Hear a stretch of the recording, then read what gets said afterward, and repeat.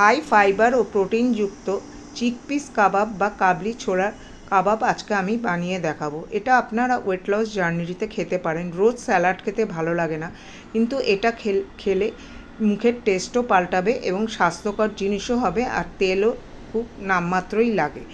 এর জন্য আমি নিয়ে নেব একটা চপারে কিছুটা পেঁয়াজ, রসুন, আদা, কাঁচা লঙ্কা এবং ধনিয়া পাতা।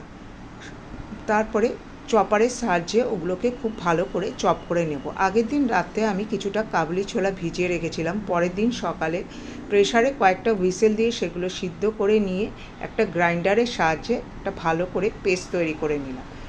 এই পেস্টের মধ্যে দিয়ে দিলাম চপ করে রাখা মশলাটা, দিয়ে দিলাম আধা বাটি ব্রেড ক্রাম্ব, একটা ছোট্ট আলু সেদ্ধ।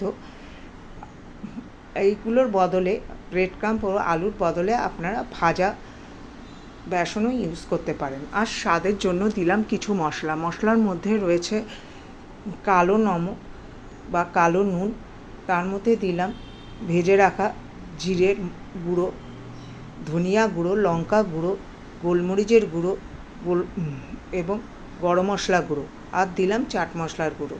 লাস্টে দিলাম একটু লেবুর রস। সবগুলো এবার খুব ভালো করে মেখে নিলাম এবং হাতের সাহায্যে প্রত্যেকটা একটা প্যাটি আকার দিলাম। প্যাটিগুলো এক এক করে তৈরি করে আমি প্লেটের উপর সাজিয়ে রাখলাম। এবার গ্যাসের মধ্যে একটা ফ্রাই প্যান বসিয়ে তার মধ্যে সামান্য তেল দিলাম এবং একটা ব্রাশের সাহায্যে ব্রাশ করে দিলাম। এবার ফ্রাই প্যানটা ভালো করে গরম হলে তার মধ্যে এই প্যাটিগুলো এক এক করে সাজিয়ে রাখলাম। এই সময় গ্যাসের ফ্লেমটা মিডিয়াম টু লো হতে হবে। এবার প্যাটিগুলো এক এক করে উল্টে পাল্টে আমি ভেজে নিলাম। যখন প্যাটিগুলো কালার সামান্য চেঞ্জ হবে তখন সেটাকে আমি একটা প্লেটের মধ্যে তুলে নেব আর সার্ভ করব আমি গ্রিন চাটনির সঙ্গে। খেতে অত্যন্ত মজাদার হয়, একবার বানিয়ে দেখবেন। দেখা হবে পরের রেসিপি।